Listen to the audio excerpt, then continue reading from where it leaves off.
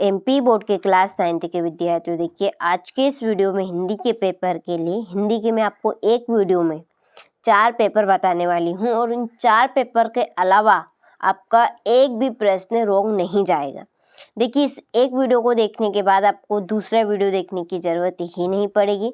इस एक वीडियो में आपका पूरा काम हो जाएगा और वास्तव में आप चाहते 75 में से 75 नंबर, तो इस वीडियो को पूरा लास्ट तक जरूर देखें। पहला प्रश्न है कि छायावाद के प्रवर्तक माने जाते हैं। तो छायावाद के प्रवर्तक कौन माने जाते हैं? तो जयशंकर प्रसाद जी छायावाद के प्रवर्तक माने जाते हैं। दूसरा है कि प्रेम वाटिका के रचनाकार है। तो प्रेम वाटिका के रचनाकार कौन है? तो प्रेम वाटिका के रचनाकार है, इसका आंसर आपका रहेगा रस खान। ठीक है। तीसरा है रसात्मक वाक्यम काव्यम परिभाषा किसकी? जो रसात्मक वाक्यम काव्यम रस की ये परिभाषा किसने दी है? तो ये आचार्य विश्वनाथ जी ने दी है। चौथा है किस जानवर को कभी क्रोध नहीं आता है? वो कौन सा जानवर है जिसको कभी क्रोध नहीं आता है? तो इसका आंसर रहेगा आपका, ठीक है, इसका आंसर रहेगा आपका गधा। गधे को क्रोध नहीं आता है। पांचवा है माता पिता में समास है। माता पिता में समास है तो माता पिता में आपका जो समास रहेगा वो समास है आपका द्वंद्व समास। छठा है मृत्यु का तरल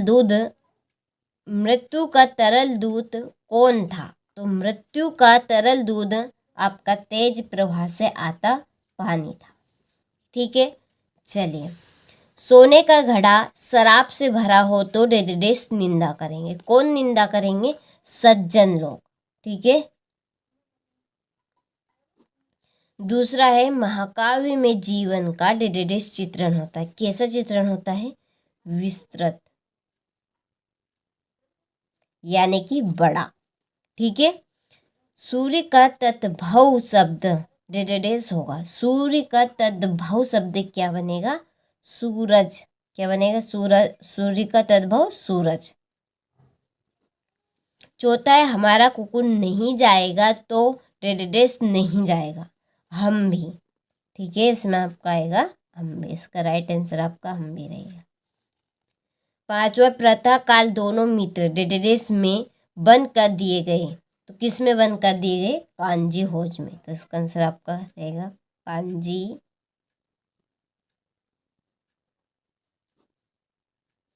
ठीक है।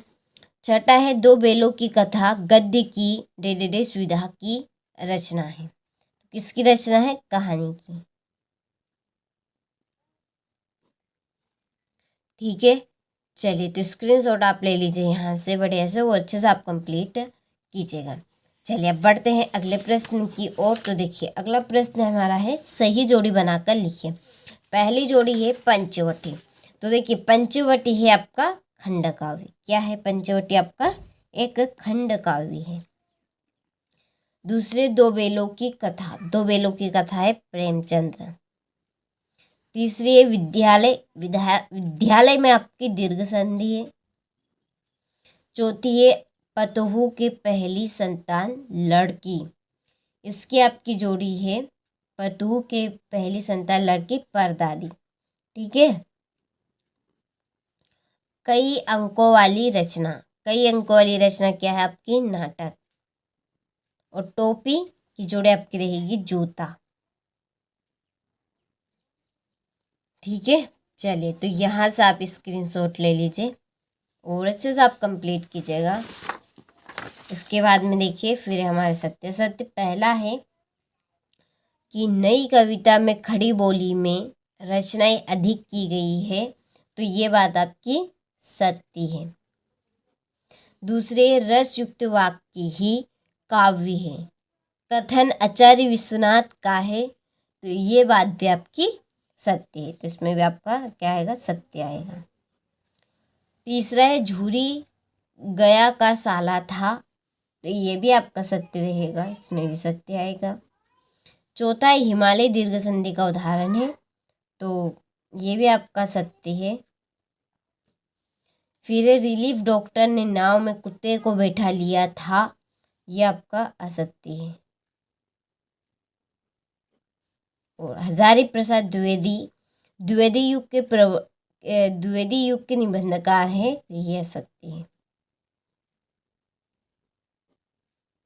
चलिए, तो यहाँ से आप स्क्रीनशॉट अच्छे से ले लीजिए।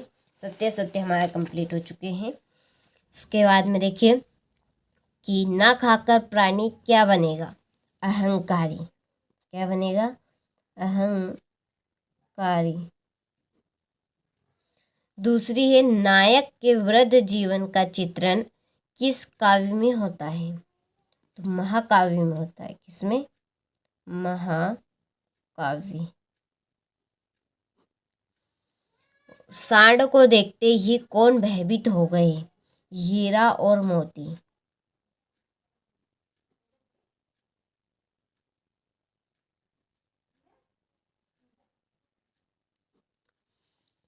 ठीक है। पंचामृत में कौन सा समास है? तो पंचामृत में आपका दिग्गु समास है। कैसा समास है? दिग्गु समास। जर्नल थीमिया का चित्र किसने मंगवाया था? तो रेणु ने। ठीक है। और हजारी प्रसाद द्विवेदी किस युग के लेखक है? तो जो हजारी प्रसाद द्विवेदी है वो छायावाद के। ठीक है।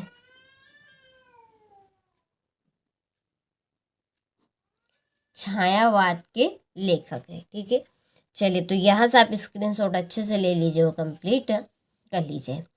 अब बढ़ते हैं अगले प्रश्न की ओर। तो देखिए, छठा है भक्ति काल को हिंदी साहित्य का स्वर्ण युग क्यों कहते हैं? और देखिए, इस प्रश्न पत्र की यदि आप PDF सॉल्यूशन सहित लेना चाहते हैं तो डिस्क्रिप्शन में नंबर दिए हैं, आप उन नंबर से कांटेक्ट कर लीजिए। आपको कांटेक्ट करने पर पूरी जानकारी मिल जाएगी। इस तरह के देखिए हम आपको 3 से 4 प्रश्न पत्र देंगे जिनके 100% श्योर पूरे पेपर में आने का चांस रहेगा। पूरा पेपर आपका इन्हीं प्रश्न पत्र में से फंसेगा। तो आप सभी को जितनी जल्दी हो सके उतनी जल्दी अच्छे से इनको कंप्लीट कर लेना है। विद सॉल्यूशन भी हमने इनका तैयार कर लिया है, उसके लिए आप कांटेक्ट कर लीजिएगा। हमने डिस्क्रिप्शन में नंबर दे दिए हैं। ठीक है। देखिए, 7वां प्रश्न है कबीर ने किस प्रकार के ज्ञान को महत्व दिया है? 8वां है कवि सखी ने गोपी से कृष्ण का कैसा रूप धारण करने का आग्रह किया था? अपने शब्दों में वर्णन कीजिए। 9वां प्रश्न है मेघ रूपी मेहमान के आने से वातावरण में क्या परिवर्तन हुए? 10वां है पाठ्य मुक्तक एवं गेय मुक्तक में कोई 2 अंतर लिखिए। और 11वां प्रश्न है अलंकार की परिभाषा लिखिए तथा उसके भेद बताइए। ठीक है। चलिए, ये हमारा 12वां प्रश्न है गद्य के स्वरूप को स्पष्ट करते हुए महत्व को समझाइए। प्रेमचंद की भाषा शैली की विशेषता लिखिए। छोटी बच्ची को बेलों के प्रति प्रेम क्यों उमड़ आया? और सांवले सपनों की याद शीर्षक के साथ आप पर टिप्पणी लिखिए। संधि किसे कहते हैं? उसके भेद उदाहरण सहित बताइए। बाढ़ की सही जानकारी लेने और बाढ़ का रूप देखने के लिए लेखक क्यों उत्सुक था? ठीक है। चलिए, तो ये हमारा 18वां प्रश्न है जिसमें है कि निम्नलिखित काव्यांश का संदर्भ प्रसंग सहित भावार्थ लिखिए। ठीक है। और 19वें प्रश्न में है कि निम्नलिखित गद्यांश, वो आपका काव्यांश था, उसका आपको संदर्भ संगीत प्रसंग और व्याख्या करनी है। और इसमें आपका गद्यांश है, इसका भी आपको संदर्भ प्रसंग और व्याख्या कंप्लीट करनी है। ठीक है। चलिए, यह आपका अथवा है 19वें का। यह आपका 20वां है कंप्यूटर का उपयोग विषय पर शिक्षक और विद्यार्थी का संवाद आपको लिखना है। 21वें प्रश्न में निम्नलिखित का ध्यान से या आप काव्यांश कुछ भी इसको समझ लीजिए, इसको पढ़ना है और नीचे दिए गए प्रश्न के आंसर आपको इसी में से करने हैं। इसको ध्यानपूर्वक पढ़ना है। देखिए, आप अच्छे से इसको पढ़ेंगे तो इसके प्रश्न के आंसर आपको ढूंढने में आसानी रहेगी। ठीक है। चलिए, इसके बाद में है 22वां प्रश्न जिसमें है आवेदन पत्र कि अपने विद्यालय के प्रधानाचार्य महोदय का को प्रार्थना पत्र लिखकर शुल्क मुक्ति के लिए निवेदन कीजिए। ठीक है, और ये आपका 23वां प्रश्न, इसमें एक निबंध आपको कंप्लीट करना है। तो देखिए हमने सेट ए के सभी प्रश्नों को अच्छे से कंप्लीट किया है। अब हम सेट बी को देखेंगे और सभी प्रश्न अच्छे से कंप्लीट करेंगे। तो चलिए बढ़ते हैं प्रश्न की और प्रश्न में आपको सही विकल्प दिए जाएगा। तो पहला प्रश्न है कि प्रयोगवाद के जनक माने जाते हैं। प्रयोगवाद के जनक कौन माने जाते हैं? तो प्रयोगवाद के जनक आपके अज्ञे माने जाते हैं। दूसरा है हेमंत रंगनी के रचनाकार हैं। तो हेमंत रंगनी के रचनाकार आपके माखन लाल चतुर्वेदी है। ठीक है, तीसरा है श्रृंगार रस का स्थायी भाव क्या है? श्रृंगार रस का स्थायी भाव आपका रति है। ठीक है, इसमें आपका है रति। चौथा है आज बाजार किससे भरा पड़ा है? तो आज जो बाजार भरा पड़ा है आपका विलासिता की सामग्रियों से। ठीक है, यदि आपने पाठ पढ़ा होगा तो आपको पता होगा। पांचवा है लुटिया किस प्रकार का शब्द है? तो जो लुटिया है वो आपका आंचलिक, ठीक है, आंचलिक प्रकार का शब्द है। छठा है एकांकी में उमा पात्र की माँ का नाम है। एकांकी में उमा पात्र की माँ का नाम था आपका प्रेमा। क्या नाम था उनका? प्रेमा नाम था। ठीक है, चलिए। थल थल में बरसता है डेडेस ही, क्या बरसता है? शिव। तो इसमें आपका आएगा शिव। दूसरा है चरण सरोज पखारन लागा डेडेस अलंकार का उदाहरण है। ठीक है, ये जो पंक्ति दी गई है इसमें कौन सा अलंकार है कि चरण सरोज पखारन लागा, इसमें आपका अलंकार है रूपक अलंकार। तीसरा है रेल शब्द डेडेस शब्द है। तो जो रेल शब्द है आपका वो एक विदेशी शब्द है। कैसा शब्द है? विदेशी शब्द है। चौथा है हम हाथी पे डेडेस ना जुतवाया करते, हम पे बेल है। ठीक है, इसमें आपका आएगा हल। और पांचवा है टांडे तिब्बत में सबसे डेडेस की जगह है। तो इसका आंसर है आपका खतरे की। छठा है सावले सपनों की याद डेडेस विधा की रचना है। तो ये आपकी संस्मरण विधा की रचना है। ठीक है, चलिए तो यहाँ से आप स्क्रीनशॉट ले लीजिए और देखिए आप अच्छे से कंप्लीट कीजिएगा। इस तरह के हमने देखिए 3 से 4 पेपर कंप्लीट किए हैं। मैं आपको सेट ए बता चुकी हूँ। यदि आपने नहीं देखा है तो आप चैनल पर जाकर देख सकते हैं, क्योंकि बहुत ही रिसर्च और कॉन्सेप्ट के अनुसार हमने ये 4 सेट पेपर कंप्लीट आपके लिए खास किए हैं।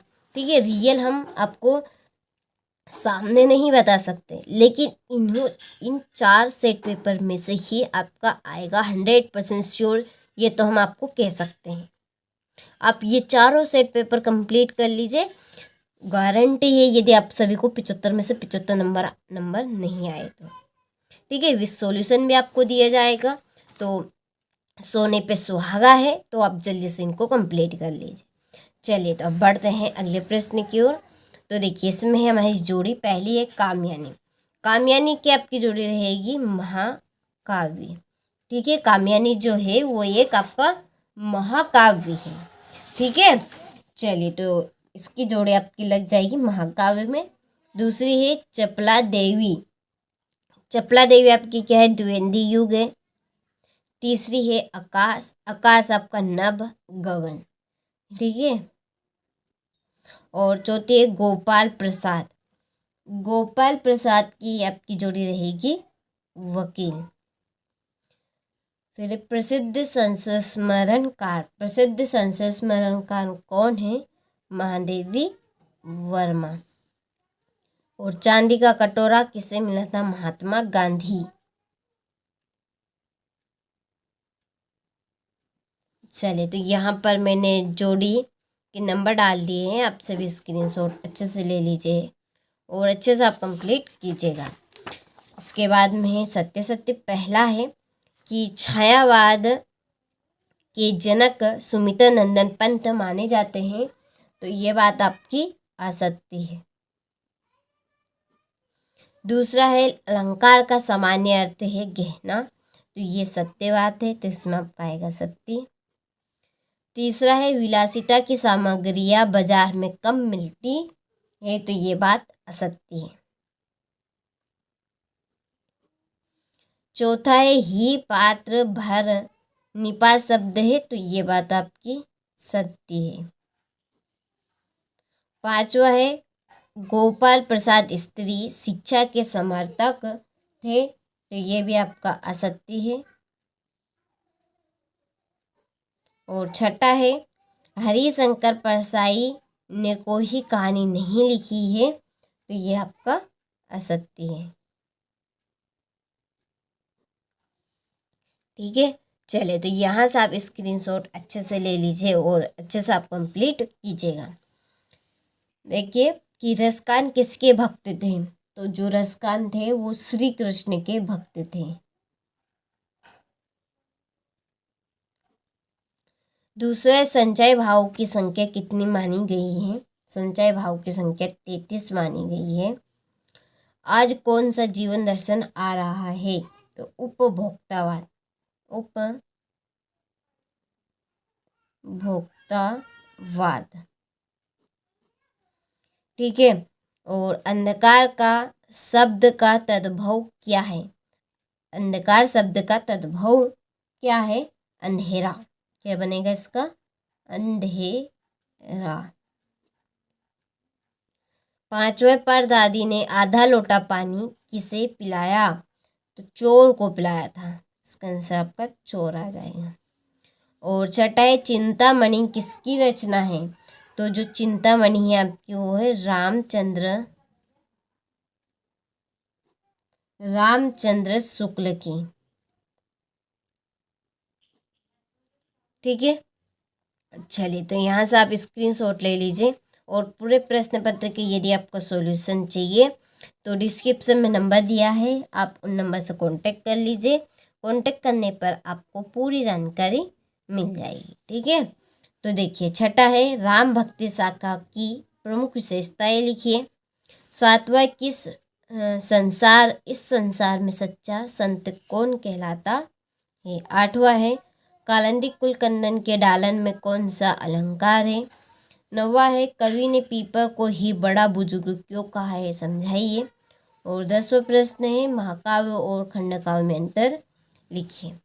यमक अलंकार की परिभाषा लिखिए तथा उदाहरण भी दीजिए। ठीक है, सभी छंद की परिभाषा उदाहरण सहित आपको बतानी है। और फिर है नाटक और एकांकी में अंतर, महाकाव्य की महादेवी वर्मा की भाषा शैली की विशेषताएं, और किन घटनाओं से पता चलता है कि हीरा और मोती में गहरी दोस्ती थी। प्रेमचंद के फटे जूते पाठ के आधार पर प्रेमचंद के व्यक्तित्व की 2 विशेषताएं लिखिए। समाज किसे कहते हैं उसके भेद लिखिए। मृत्यु का तरह दूध किसे कहा गया है और क्यों, काफ़ी इम्पोर्टेंट प्रश्न है सभी के सभी। और यहाँ पर 18वें प्रश्न में है निम्नलिखित काव्यांश का संदर्भ सहित भावार्थ लिखिए। ठीक है, यह पखापखी के कारणे सब जग रहा भूलान, निरपक होय के हरि भजे सोही संत सुजान। ठीक है, इसका तो है काली तू रजनी भी काली, शासन की करनी भी काली, मेरी काल कोठरी काली, टोपी काली कमली काली, मेरी लोह श्रृंखला काली, पहरे की उक्रांति की व्याली, तीर 30 पर है गाली ये आली। ठीक है, ये आपका 19वां प्रश्न। इसी तरह से 20वें प्रश्न में राष्ट्रीय पर्व। ठीक है, 15 अगस्त पर पिता और बेटे का संवाद लिखना है। और 21वें प्रश्न में है गद्यांश, इसको देखिए आपको पढ़ने हैं और नीचे दिए प्रश्न के उत्तर लिखने हैं। ठीक है,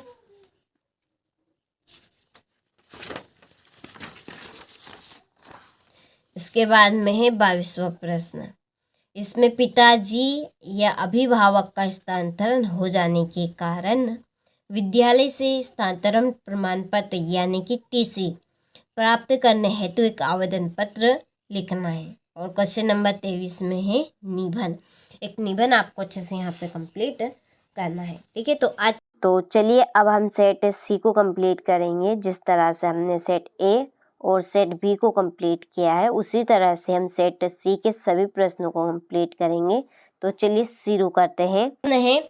कि सुमित्रानंदन पंत किसके कवि माने जाते हैं। ठीक है, जो सुमित्रानंदन पंत है ये कवि किसके माने जाते हैं, तो ये आपके छायावाद के माने जाते हैं। किसके माने जाते हैं, छायावाद के। दूसरा है कि सर्वेश्वर दयाल सक्सेना की रचना है। ठीक है, जो सर्वेश्वर दयाल सक्सेना जी है इनकी रचना कौन सी है। 4 ऑप्शन है आपके सामने कि समर्पण है, कि प्रेम वाटिका है, कि काट की घंटियाँ है, कि कला और बूढ़ा चांद है। तो इनकी जो रचना है, इन्होंने जो रचना रची है वो है काट की घंटियाँ। ठीक है, तीसरा है वीर रस का स्थायी भाव है। वीर रस का स्थायी भाव क्या है, उत्साह है, भय है, क्रोध है, रति है। कौन सा है वीर रस का स्थायी भाव। यदि आपने स्थायी भाव पढ़े होंगे तो आपको पता होगा कि वीर रस का स्थायी भाव क्या है। तो वीर रस का जो स्थायी भाव है वो है उत्साह। क्या है, उत्साह। ठीक है, देखिए ये हम आपका सेट पेपर सी पढ़ रहे। इसके पहले मैं आपको 2 पेपर बता चुकी हूँ। ठीक है, देखिए आपको रियल पेपर कोई नहीं बताएगा, और देखिए हम आपको वही प्रश्न बताएंगे जो आपको 100% श्योर परीक्षा में पूछे जाएंगे। देखिए हमारे साल भर की मेहनत छुपी है ये 4 सेट पेपर में। ऑफलाइन कोचिंग भी है, उस ऑफलाइन कोचिंग में भी हम वही बच्चों को प्रोवाइड करवा रहे हैं जो आपको हम यहाँ पे प्रोवाइड करवा रहे हैं। ठीक है, सेट ए विद सॉल्यूशन के साथ में हमने बता दिया है, ये सेट बी भी बता दिया है। सेट सी हम देख रहे हैं, ये आपका सेट डी है। ठीक है, इन चारों सेट पेपर में हमारी साल भर की मेहनत छुपी है, और इन्हीं सेट पेपर में से आपका पूरा पेपर आएगा, ये तो 100% श्योर है। ठीक है, हम देखिए आपको फेक बिल्कुल नहीं बताएंगे, जो बताएंगे एकदम सही बताएंगे। ठीक है, तो आप सभी को 75 में से 75 नंबर यदि चाहिए तो आप ये चारों सेट पेपर जरूर कंप्लीट कीजिएगा। यदि आपको चारों सेट पेपर की विद सॉल्यूशन के साथ में PDF चाहिए तो डिस्क्रिप्शन में नंबर दिए है, आप उन नंबर से कांटेक्ट कर लीजिए और हमारे ग्रुप के साथ आप जुड़ जाइए। ठीक है, चलिए इसके बाद में चौथा प्रश्न कि तिब्बत में अधिकतर जमीन किसको दे दी जाती है। ठीक है, ये चैप्टर यदि आपने पढ़ा होगा कि तिब्बत वाला, ठीक है, तो उसमें अधिकतर जमीन किसको दे दी जाती है, जमींदारों को, कि पशुपालकों को, कि किसानों को, कि जागीरदारों को। तो इसका जो आंसर रहेगा आपका वो रहेगा जागीरदारों को। ठीक है, चलिए चौथा है, 5वां है रचना के आधार पर वाक्य के कितने भेद हैं। तो देखिए रचना के आधार पर वाक्य के भेद 3 माने गए। कितने माने गए हैं, 3 माने गए हैं। ठीक है, चलिए छठा है मृदुला गर्ग की रचना कौन सी। जो मृदुला गर्ग है उनकी रचना कौन सी है, तो इनकी जो रचना है वो है मेरे संग की औरतें। ठीक है, क्या है इनकी रचना, मेरे संग की औरतें। चलिए तो ये हमारे क्वेश्चन नंबर 1 के प्रश्न हो चुके हैं। अब हम बढ़ते हैं दूसरे प्रश्न की ओर। तो देखिए इसमें है रिक्त स्थान। पहला है कि कोयल तुम किसका डेडेडेस देना चाहती हो। तो देखिए प्रश्न में क्या कहा है, ध्यान से समझकर पढ़ के अच्छे से समझिएगा और फिर इसका आंसर करिएगा। ठीक है, देखिए कोयल तुम किसका डेडेडेस देना चाहते हो। तो कोयल क्या देती है, संदेश। ठीक है, तो इसमें आएगा संदेश। चलिए देखिए दूसरा है किसके कारण स्थायी भाव जागृत हो वह डेडेडेस कहलाता है। देखिए जिसके कारण स्थायी भाव जागृत हो वह क्या कहलाता है। ठीक है, जैसे कि पेन। अब ये पेन है, ठीक है, ये दिखने में अच्छी लग रही है। ठीक है, इसका जो कलर है वो भी थोड़ा सा अच्छा लग रहा है। ठीक है, तो ये क्या कर रही है, इसकी ओर हमें उत्सुक कर रही है, इसको लेने को हमें उत्सुक कर रही है क्योंकि काफ़ी अच्छी लग रही है, चलने में भी अच्छी है और हमें सस्ती भी पड़ जाएगी। ठीक है, तो ये इसके गुण हैं जो कि हमें इसको लेने को उत्सुक कर रहे हैं। ठीक है, जैसे कि अब हमें क्रोध आता है, किसी वजह से क्रोध आता है। ठीक है, किसी वजह से कोई भी घटना होती है उसकी वजह से हमें प्रो द्वारा है, तो वो क्या कहलाएगा आपका आलम्बन। क्या कहलाएगा? आलम्बन कहलाएगा। तो उसे हम क्या कहेंगे? आलम्बन, कि जिसके कारण स्थायी भाव जागृत हो।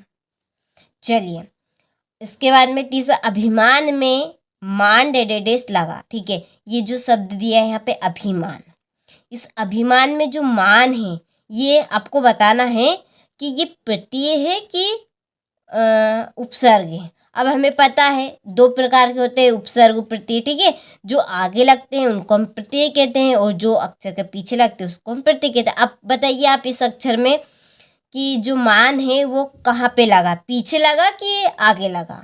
ठीक है, तो पीछे लगा, तो ये क्या है? प्रत्यय। यदि यहाँ पर अभी की पूछता कि अभी क्या है इसमें, तो अभी आगे है, तो ये आपका उपसर्ग है। ठीक है, तो मान जो है वो क्या आपका प्रत्यय है। आपको प्रश्न समझ में आ रहे होंगे, मैं आपको समझाने का पूरा प्रयास कर रही हूँ। ठीक है, चलिए चौथा है, उमा ने डेडेडेस की परीक्षा पास कर ली। यदि आपने ये पाठ पढ़ा होगा तो आपको पता होगा कि जो उमा पात्र थी उसने किसकी परीक्षा पास कर ली थी? तो उसने की थी बीए की। किसकी? बीए की।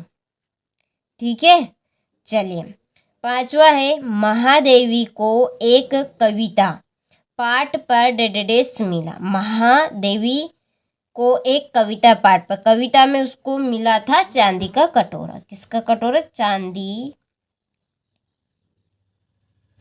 का कटोरा।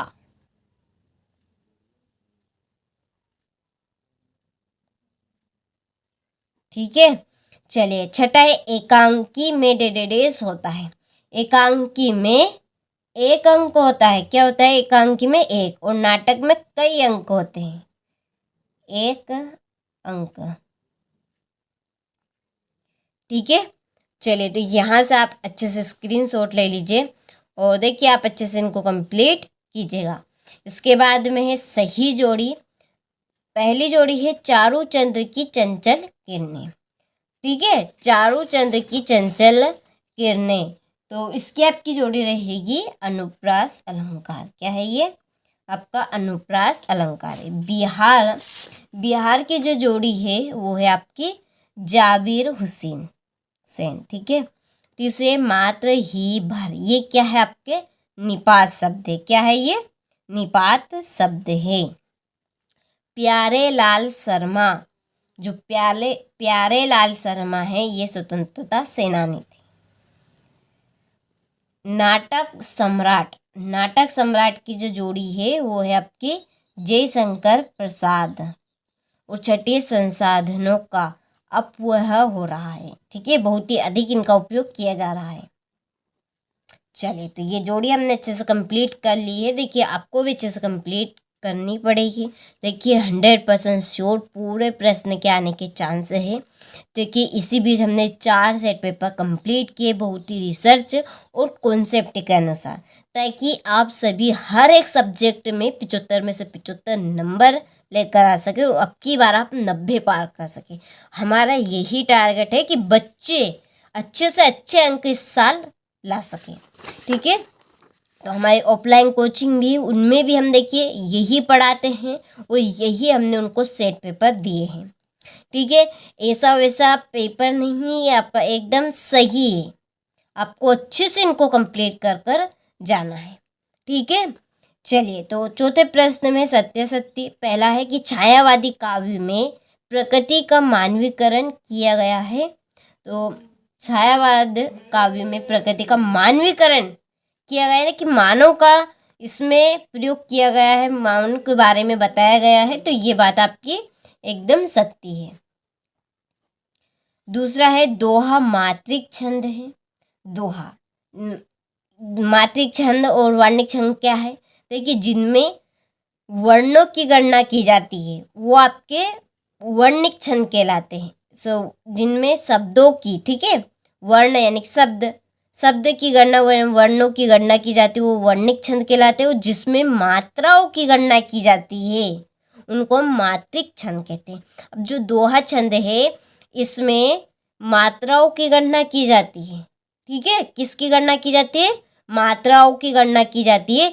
तो ये बात यहाँ पर सत्य है, एकदम सही है। तो इसमें आपका आएगा सत्य। यदि इसमें ये होता कि दोहा वर्णिक छंद है तो ये गलत बात है, क्योंकि दोहा में वर्ण नहीं गिने जाते, केवल मात्राएं है गिनी जाती है। तो इसलिए दोहा छंद क्या है आपका? एक मात्रिक छंद है। ठीक है। तीसरा है एक टोपी पर 25वें जूते निछावर होते हैं। तो ये बात आपकी असत्य है। और चौथा है किरण शब्द का पर्यायवाची रसीम है। किरण शब्द, ठीक है, जो किरण शब्द है इसका पर्यायवाची रसीम होता है। तो हाँ, ये बात बिल्कुल सत्य, इसका पर्यायवाची शब्द रसीम होता है। ठीक है। जैसे सूरज का पर्यायवाची शब्द क्या होगा? बताइए जल्दी। चंद्रमा। ठीक है, उल्टा बताना है। पांचवा, उमा के व्यक्तित्व में साहस की कमी है। तो ये आपका असत्य है। आचार्य रामचंद्र शुक्ल हिंदी के प्रसिद्ध निबंध लेखक है। तो ये बात आपकी सत्य है। ठीक है। चलिए, तो ये सत्य हमारे कंप्लीट हो चुके हैं। तो स्क्रीनशॉट आप अच्छे से ले लीजिए। इसके बाद में एक वाक्य में उत्तर लिखिए। पहला है कि मकरत के खुले डिब्बे जैसा क्या है? मकरत के खुले डिब्बे जैसा आपका पर्वती ग्राम है। क्या है? पर्वती ग्राम। कि गांव को कहा गया कि जो मकरत के खुले डिब्बे जैसा किसे कहा गया? तो पर्वती ग्राम को कहा गया है। ठीक है। चलिए, दूसरा है स्थायी भाव को जगाने वाले तथा उद्दीप्त करने वाले कारक क्या कहे जाते हैं? तो इसका आंसर रहेगा आपका विभाव। क्या आएगा इसमें? आपका विभाव। ठीक है। तीसरा, महादेवी के परिवार में हिंदी को कौन लाया? तो महादेवी के परिवार में हिंदी को माता जी लाई। क्या लाई? माता जी। चलिए, चौथा है उपसर्ग शब्द में कहाँ जोड़ता है? अभी मैंने आपको बताया उपसर्ग कहाँ जोड़ता है? शब्द के पहले। ठीक है। विवाह को बिजनेस कौन कहता है? तो इसका आंसर है आपका गोपाल प्रसाद। ठीक है। और छठा है नाटक में कितने अंक होते हैं? मैंने आपको अभी बताया था कि एकांकी में एक अंक होता है, नाटक में एक से अधिक, यानी कई अंक होते हैं। तो आप यहाँ पे लिख सकते हैं हम एक से अधिक।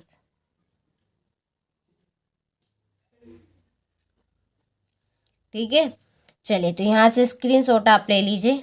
इसके बाद में देखिए क्वेश्चन नंबर छठा है कि भक्ति काल की प्रमुख 2 विशेषताएं लिखिए। सातवां है कबीर ने ईश्वर को सब श्वासों की श्वास में क्यों कहा है? आठवां है कोयल की कुक सुनकर कवि की क्या प्रतिक्रिया थी? सुविधा और मनोरंजन के उपकरणों से बच्चे वंचित क्यों हैं? महाकाव्य किसे कहते हैं? हिंदी के 2 महाकाव्यों के नाम लिखिए। रूपक अलंकार की परिभाषा लिखिए तथा उदाहरण भी दीजिए। ठीक है। चलिए, इसके बाद में है ये आपका क्वेश्चन नंबर 12, जीवनी और आत्मकथा में अंतर। देखिए काफ़ी इम्पोर्टेंट है। जितने भी प्रश्न आपको यहाँ पर दिख रहे हैं संधि समास में अंतर, बहुत रिसर्च और कॉन्सेप्ट के अनुसार हमने यहाँ पे तैयार किए हैं, जिनसे आप सभी अच्छे से अच्छे अंक प्राप्त कर सकते हैं। ठीक है। तो आप सभी को अच्छे से इनको कंप्लीट करना है ताकि आप सभी 75 में से 75 नंबर ला सके। और हमारा पूरा प्रयास रहेगा कि आप सभी 75 में से 75 नंबर लेकर आए। ठीक है। चलिए, यह आपका 22वां प्रश्न है। बुक बैंक से पुस्तकें देने के लिए एक निर्धन छात्र नीति से सहायता प्राप्त करने के लिए अपने प्राचार्य महोदय को आवेदन पत्र लिखिए। यह आपका 22वां प्रश्न है। इसमें एक निबंध आपको कंप्लीट करना है। ठीक है। तो देखिए ये आपका लास्ट पेपर है, आखिरी पेपर। 3 पेपर हम देख चुके हैं। ये आपका लास्ट पेपर है, सेट डी। सभी प्रश्नों को अच्छे से कंप्लीट करेंगे। तो चलिए शुरू करते हैं। तुलसीदास किस काव्य धारा के प्रतिनिधि कवि है? ठीक है, जो तुलसीदास जी कवि है वो किस काव्य धारा के प्रतिनिधि कवि है? तो आपके सामने 4 ऑप्शन हैं, तो क्या वे ज्ञान मार्गी काव्य धारा के हैं, कि प्रेम मार्गी काव्य धारा के हैं, कि कृष्ण भक्ति काव्य धारा के हैं, कि राम भक्ति काव्य धारा के हैं? तो इनका आंसर आपका रहेगा राम भक्ति, ठीक है, काव्य धारा के ये प्रतिनिधि कवि माने जाते हैं। दूसरा है कि वाक किसकी काव्य शैली है? ठीक है, जो वाक है आपकी वो किसकी काव्य शैली है? 4 ऑप्शन है, लगदात की है, कबीर की है, कि रसखान की है, कि सर्वेश्वर दयाल सक्सेना की है? तो इसका आंसर रहेगा आपका लगदात। क्या आएगा इसमें? आपका लगदात आएगा। ठीक है, अब देखिए तीसरा है कि दोहा छंद में कितनी मात्राएं होती हैं? ठीक है, दोहा छंद में कितनी मात्राएं होती है? तो देखिए दोहा छंद में आपकी 24 मात्राएं होती हैं। ठीक है, कितनी मात्राएं होती है? 24 मात्राएं। अब देखिए ये प्रश्न आपसे घुमा के भी पूछा जा सकता है कि दोहा छंद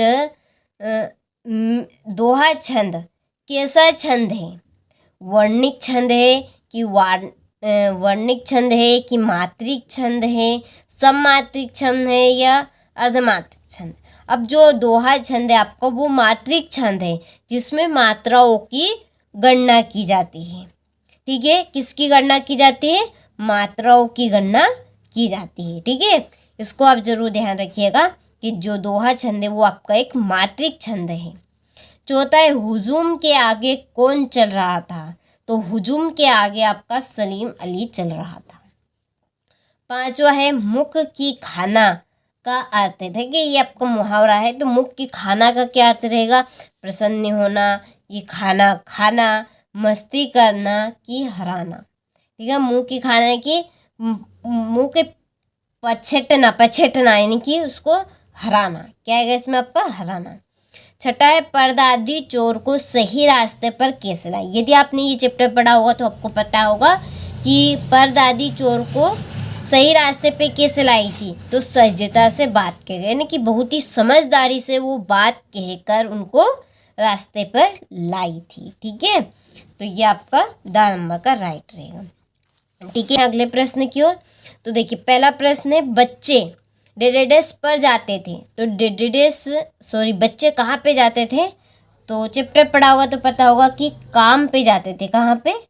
काम पे। ठीक है, दूसरा है छंद के डेडेडेस प्रकार होते हैं। छंद के कितने प्रकार होते हैं? तो छंद के आपके 2 प्रकार होते हैं। कौन कौन से?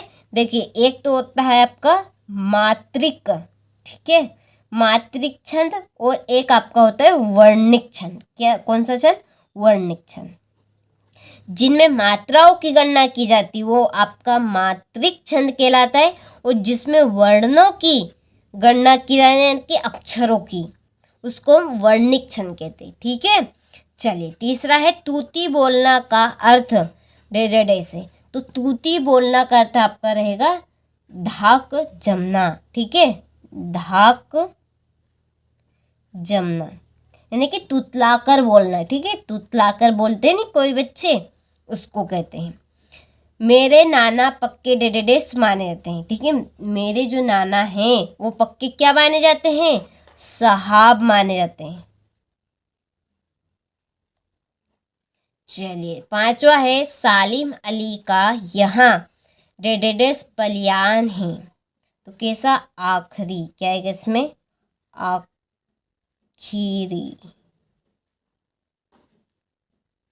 चलिए 6वां हिंदी का प्रथम उपन्यास डेडेडेस को माना गया है। तो किसको माना गया है? परीक्षा गुरु को।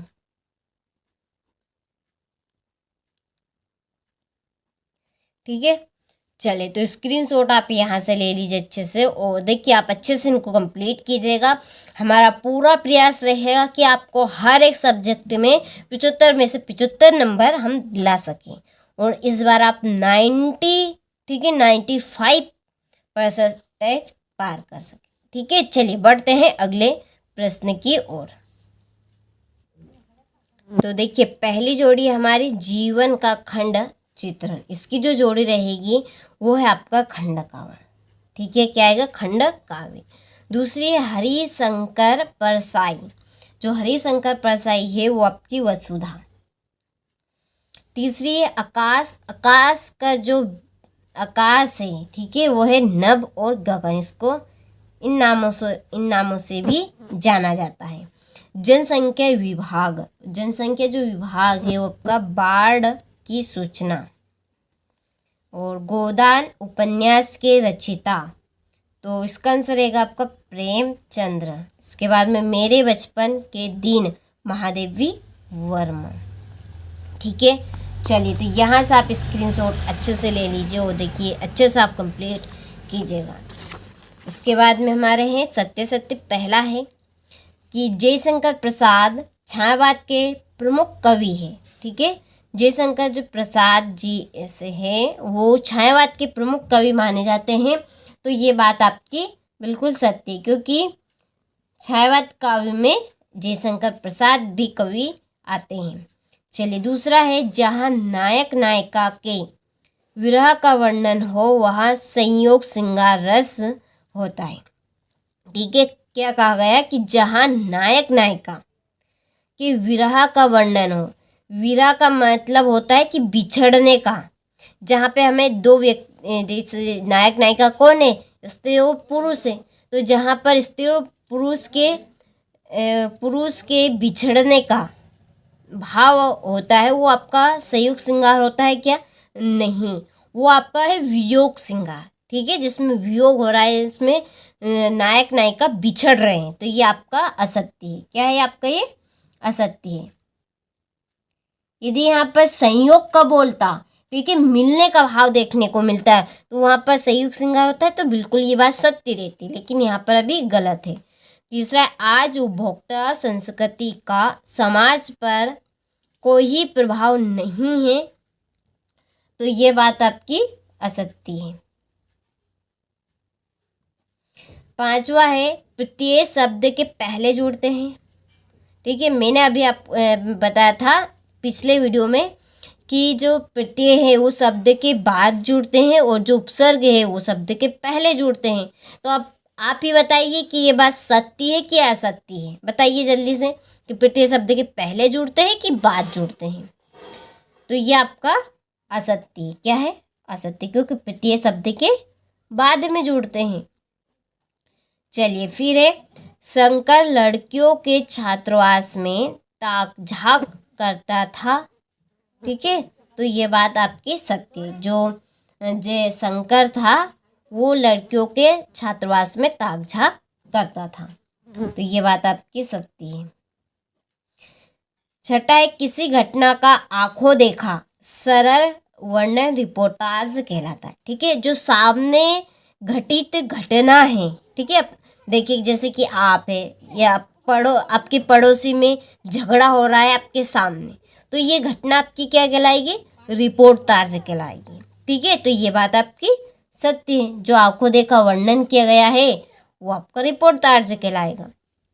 चलिए इसके बाद में एक वाक्य में उत्तर। आपको देखिए प्रश्न अच्छे समझ में आ रहे होंगे। यदि कोई भी दिक्कत हो तो आप कमेंट बॉक्स में कमेंट कर सकते हैं। चलिए, बच्चे काम पर जा रहे हैं कि कवि का क्या नाम है? ठीक है, तो इसका आंसर रहेगा आपका राजेश जोशी।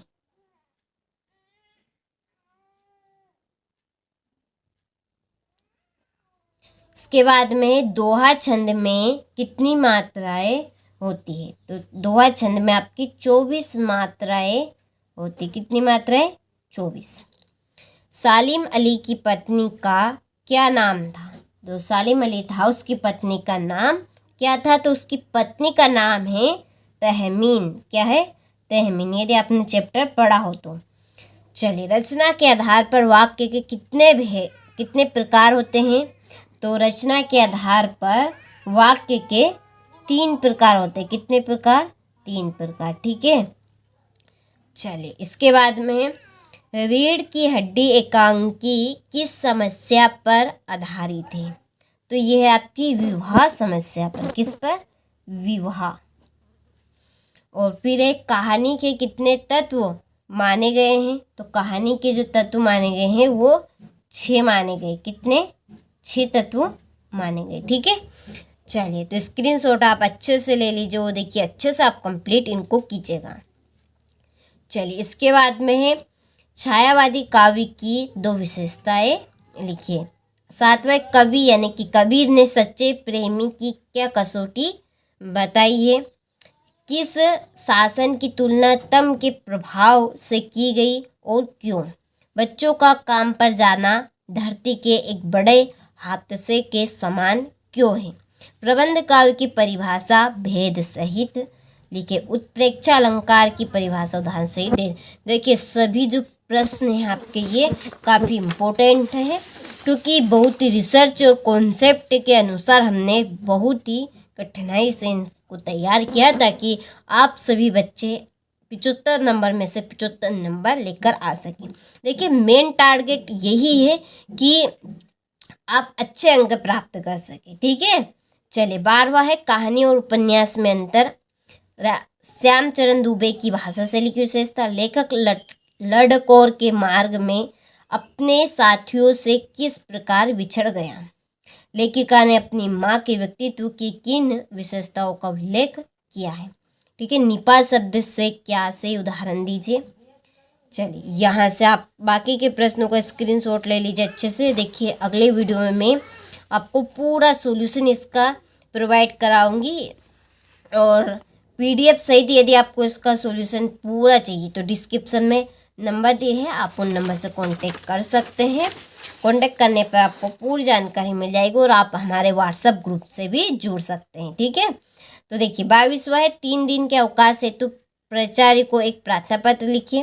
23वां निम्नलिखित में किसी एक विषय पर निबंध लिखिए। ठीक है, तो देखिए मैंने आपको इस एक वीडियो में पूरे 4 पेपर कंप्लीट करवा दिए हैं। इन 4 पेपर के अलावा आपका रोंग पेपर नहीं जाएगा, तो आपको इन चारों पेपर को कंप्लीट कर लेने हैं।